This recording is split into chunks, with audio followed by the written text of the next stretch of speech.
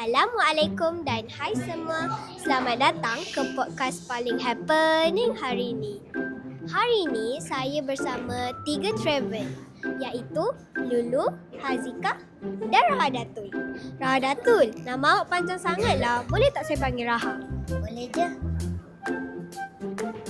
Apa khabar semua? Khabar baik. Baik sangat.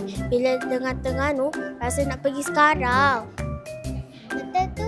Rasa macam angin pantai dah macam kat sini.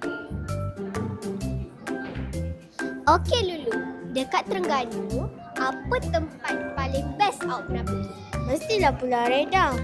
Angin, air dia jernih sampai nampak orang boleh berenang. Kalau Hazika pula? Saya suka pantai Batu Buruk. Petang-petang boleh tengok sunset, makan keropok leko. Memang healing.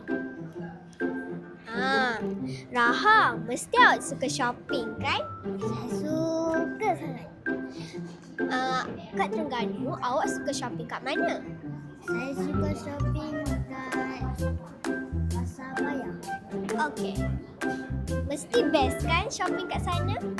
Best sangat. Okey, sekarang part paling bahaya sekali. Sebab boleh buat kita lapar. Okey. Lulu dulu, apa makanan favourite awak dekat Terengganu?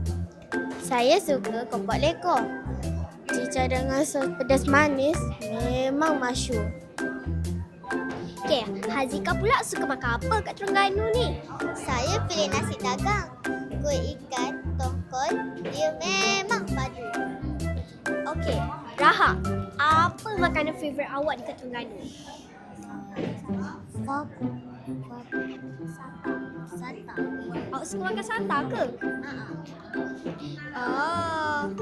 Cepat-cepat sebelum kita semua tamat, bagi tips setiap seorang. Okey, Lulu dulu.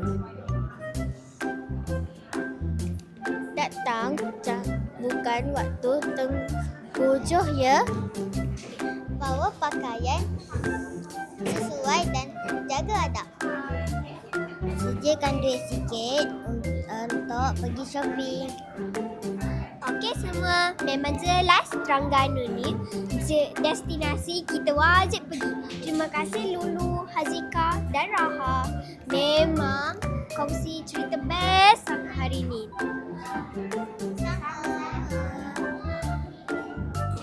Dan kepada pendengar, kalau belum pergi Terengganu, tunggu apa lagi?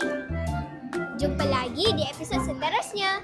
Assalamualaikum dan bye.